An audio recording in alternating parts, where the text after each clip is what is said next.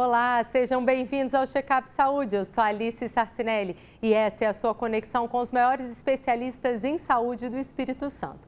Gente, hoje vamos falar sobre ovo doação, a famosa doação de óvulos. Para quem tem problema de infertilidade, esse é um tema comum. Talvez você não conheça, mas nossos especialistas vão esclarecer tudo sobre o assunto aqui hoje. Sejam bem-vindas. A psicóloga Arielle, seja bem-vinda, Arielle. Obrigada. E doutora Laisa Merizio, seja bem-vinda, doutora Laisa. Obrigada, Alice. Doutora Laisa, a gente quer começar entendendo um pouco sobre a infertilidade. A gente está fazendo um programa sobre ovo doação, um tratamento específico para a infertilidade. A infertilidade é mesmo um problema de saúde pública? Sim, inclusive recentemente a Organização Mundial de Saúde divulgou que 17,8% dos casais em idade reprodutiva têm algum problema para engravidar. E talvez esse número seja até maior, né? Porque muitas vezes não são notificados. Então, nós temos muitos casais e jovens, né, em idade reprodutiva que passam por alguma dificuldade para engravidar ao longo da vida. Então a gente precisa encontrar alternativas realmente em relação à saúde e aí vem a ovo doação. Como eu falei na abertura, acho que muita gente nunca nem tinha ouvido falar, né, sobre este termo, doação de óvulos. Sim, ovo doação. É a mesma coisa? O que é ovo doação? Exatamente. A ovo doação consiste na doação de óvulos de uma mulher mais jovem para uma mulher com idade mais avançada ou com uma reserva de óvulos diminuída, né? Então, hoje em dia nós temos um quadro, né, em que a mulher moderna ela posterga cada vez mais a maternidade. E nós sabemos que os óvulos não se renovam. Então, ao longo dos anos, nós temos um estoque de óvulos que vão se perdendo. Então, quanto mais a mulher adia a maternidade, menor é a possibilidade que ela tem de engravidar com os próprios óvulos, numa idade mais tardia. E a ovodoação vem como uma alternativa para que essa mulher que decide engravidar mais tarde ou que tem a sua reserva ovariana diminuída, ou seja precocemente, ou seja na idade em que diminui mesmo, ela possa realizar o sonho de ser mãe, de gerar um bebê, de ter o parto, de amamentar, enfim, de passar por essas experiências que muitas vezes são o sonho de muitas mulheres. E quem não teve esse tipo de aconselhamento, está como tentante, um casal que esteja tentando engravidar, quando é a hora de pensar em ovo doação? O que indica que a tentativa realmente não pode mais acontecer só de maneira natural, que já deveria ser conduzida por um especialista, conduzindo, por exemplo, a ovo doação, doutora? Nós vemos, de acordo com a literatura, que a partir dos 30 anos, a quantidade e a qualidade dos óvulos das mulheres já começa a diminuir. De uma forma inicialmente mais lenta e depois dos 35 anos, de uma forma mais rápida. E principalmente após os 40 anos, a mulher passa a ter uma dificuldade muito grande de engravidar. Consequentemente, os óvulos que não são gastos, que não são consumidos, eles perdem qualidade, eles envelhecem, e isso faz com que as mulheres acima de 40 anos tenham também o risco aumentado de terem bebês com síndromes. Então, quando nós temos mulheres com uma idade acima de 43 anos, principalmente, que a literatura refere que a taxa de sucesso gestacional é muito baixa a partir dessa idade, cerca de 2% ou menos, ou mulheres com um antimileriano muito diminuído, aí talvez próximo de zero, nós já indicamos essa alternativa de ovo doação. Claro que é um processo, né? Assim, não é simples na consulta dar essa informação, não é simples para o médico dar essa notícia para a paciente que ela teve, né, um esgotamento da reserva ovariana ou que com a idade, né, ela já não consegue mais gerar filhos com os próprios óvulos. Mas sempre nós buscamos, né, dar essa notícia com empatia e mostrando também para a paciente que existem outros caminhos que ela pode escolher trilhar ou não, né?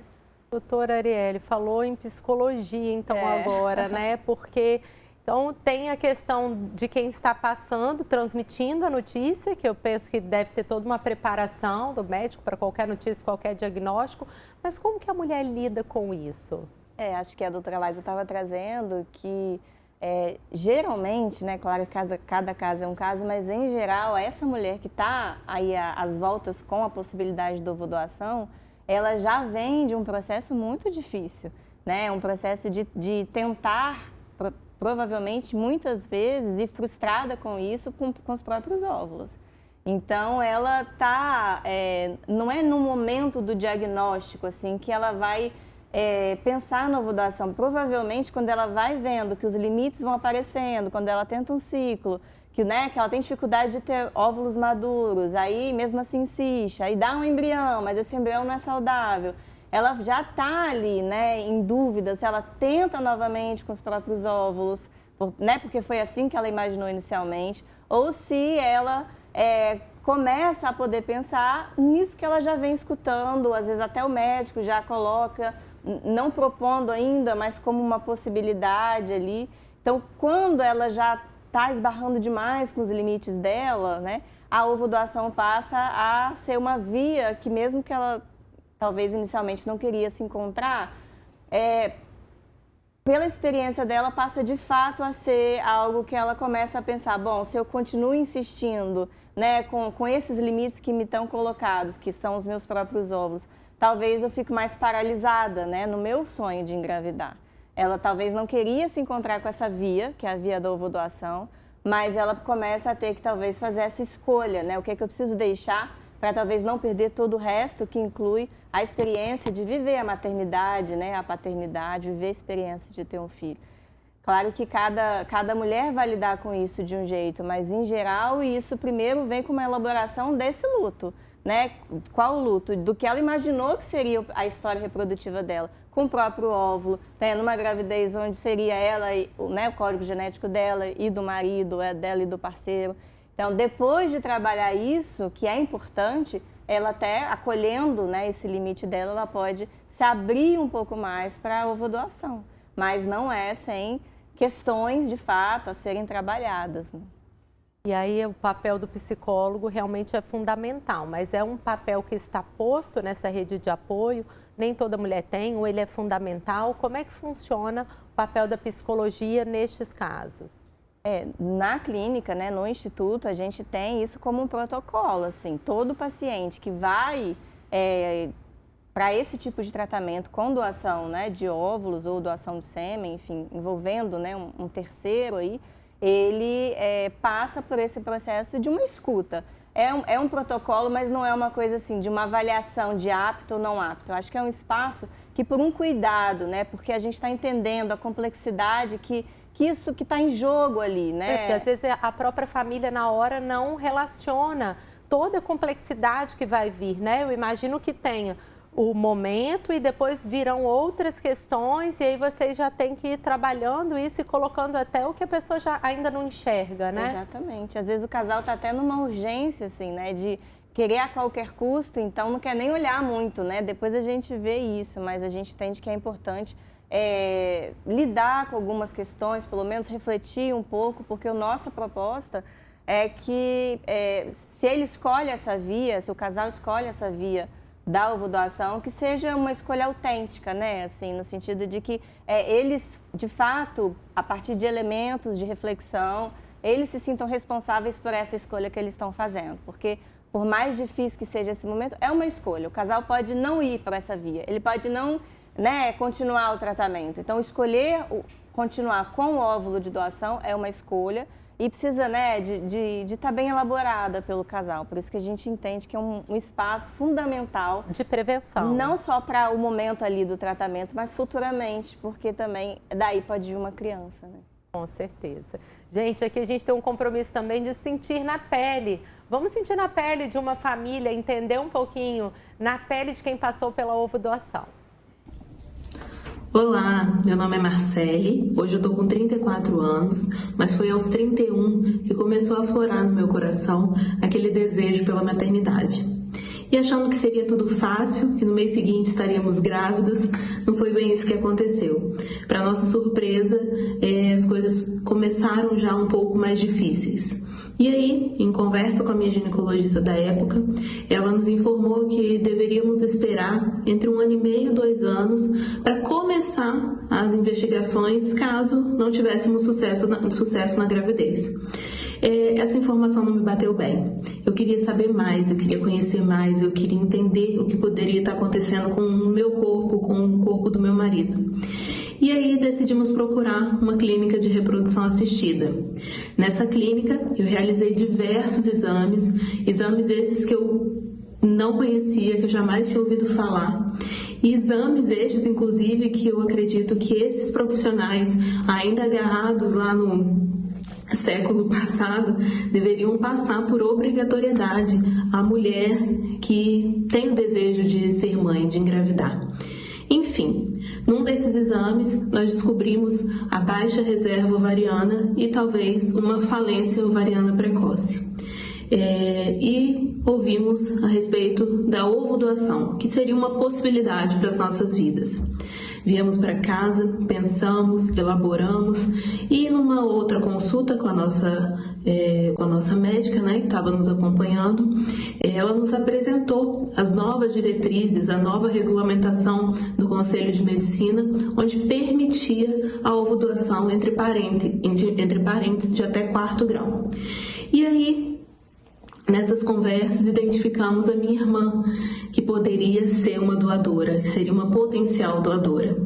Ela fez vários exames, passou por tratamentos, por acompanhamento psicológico, assim como nós, e ela foi validada como a nossa doadora. Ela me doou amor, me doou esperança, me doou uma oportunidade. E hoje eu trago essa história aqui para falar que tivemos sucesso, estou grávida de gêmeos, logo logo eles estão aqui para ouvir e para quem sabe no futuro poder contar também essa história para todo mundo. E foi através da ovodoação que a gente viu uma luzinha no fim do túnel, uma possibilidade e uma esperança. E ainda mais com essa nova regulamentação da medicina, onde a gente poderia ter uma doadora não anônima, uma doadora até 4º grau, onde, além de todas as vantagens, né, da gente acompanhar o tratamento, de ser uma pessoa do nosso meio, todos aqueles medos que um dia eu tive, de não me identificar, não me ver nos meus filhos, seja fisicamente, seja por questões sanguíneas, isso se encerra, vai por água abaixo com essa possibilidade, com essa chance que a gente tem. Então, o que eu digo sempre a minha irmã, ela não me doou um filho, ela me doou esperança, ela me doou amor, ela me doou oportunidade. E hoje eu tenho aqui 2 bebezinhos para contar essa história no futuro e tomara que eles se orgulhem muito disso tudo. A história já é linda no presente, Marcele. Parabéns, saúde e sucesso aí na sua gestação com seus gêmeos. Doutora, vamos comentar esse caso lindo, né? Um caso que a gente consegue realmente se colocar no lugar dessa mulher, dessa família, dos problemas psicológicos, mas vamos entender da parte burocrática, porque ela deixa aí bem clara essa nova possibilidade. Explica pra gente, em relação a essa questão de quem é apto a doar, como que era antes no Brasil e que mudança foi essa que ela recebeu de uma forma tão benéfica? Então, a medicina reprodutiva, ela é regulamentada por resoluções do Conselho Federal de Medicina. Então, no que tange a ovodoação, a doadora, até 2021, ela tinha que ser anônima, a ovodoação, ela tinha que ser sigilosa, não pode ter caráter comercial, né? Então, a doadora, ela não pode ser remunerada para doar os óvulos dela. E, enfim, elas não poderiam, então, se conhecer, né? E a gente precisa respeitar as características físicas, imunológicas, tipagem sanguínea, entre doadora e receptora. A partir de 2021, nós tivemos uma atualização dessa resolução, que é atualizada, né, periodicamente. em que passou a ser permitida a doação entre parentes de até 4º grau do casal, desde que não haja consanguinidade entre a doadora e a receptora, ou né, doador e receptor. E aí, então, essa mudança, né, ela trouxe consigo uma série de questões, assim, né? Por um lado, acho que foi benéfico porque a gente tinha uma demora grande para encontrar a doadora da receptora em algumas situações, por conta do perfil, por conta né, das características. Então, dependendo né, do local, do estado e tal, a fila demorava um tempo, né? 3 a 6 meses, em outros locais mais de anos. Então, era uma dificuldade que se tinha. A receptora, como ela mencionou, né, sempre tem essa questão com o fator biológico, né, que ela não vai se ver no bebê quando ela recebe óvulos, o que não é bem assim, né, pode não se ver, pode se ver, isso daí né, precisa ser dito, trabalhado, conversado, mas ela pensa que ao receber o óvulo de um parente, ela vai ter uma possibilidade maior de se ver nesse bebê, nas características físicas, enfim. Então, isso traz pontos positivos nesse aspecto, mas traz pontos que são muito delicados, né? Que antes a doadora e a receptora não iriam conviver, né? Não iriam se conhecer. E agora elas se conhecem, muitas vezes convivem. Então, é o nosso papel alertar, né? Eu acho, o casal de receptores. E aí, lógico, a gente precisa atender a doadora, avaliar, como ela mencionou, se a paciente está apta também para a doação. Mas é fundamental que os papéis, né, as funções estejam muito claras para que a gente possa seguir. Isso é o que eu acho que ela chamou um pouco também da validação psicológica, que aí já é a sua praia, né? Como que a gente consegue validar essa mulher? Que preparação para quem está doando que é necessária ser feita? Porque imagino que você vê um óvulo seu que gerou a vida, como não imaginar que aquele filho é seu, é o filho da irmã, mas que veio do meu óvulo? Explica um pouquinho pra gente, como é que vocês lidam com isso? Não, acho que o primeiro passo é não querer ter respostas simples para uma questão que é tão complexa, né? E às vezes quando se vem uma possibilidade de doação entre parentes, às vezes as famílias vêm com uma visão já muito racional. Não, é uma pessoa próxima, aquele meu medo de ser um desconhecido, que eu não sei a origem, está resolvido. Eu não conheço a carga genética. Eu não sei, a fisionomia, meio que assim. Então, tá tudo em casa no sentido também, assim, de que não tem diferença. Pensa só no lado positivo. Só que, às vezes, isso vem muito simplificando demais, racionalizando até como uma defesa para não olhar profundamente para as implicações também, né? Que isso precisa estar muito claro. Então, o nosso trabalho, às vezes, provocar. E olhar para a realidade, assim, né? Não é uma questão de validação, de novo, não é o meu lugar dizer quem está apto e quem não está apto.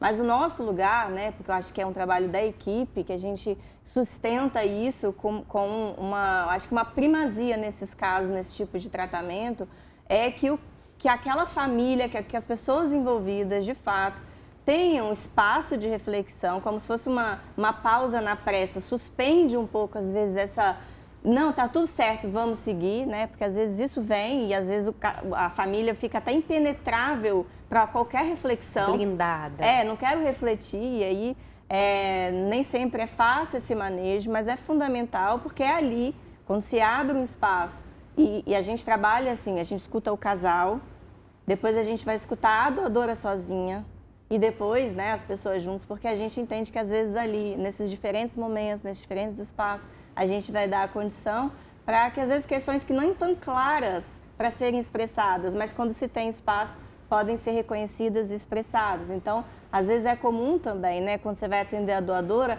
ela perceber que ela falou sim, mas que tem uma pressão familiar, porque a família toda já está ali vendo que eles estão tentando há muito tempo. Mas você tem como doar, por que não doar? E ela, né, se envolve ali daquela forma, mas ela está ali para pensar assim, bom, mas que repercussões isso pode ter para mim futuramente? Então, é como se ali ela consegue descamar um pouco o que se sobrepõe, às vezes, a esse primeiro, tá, posso doar, tá bom, né?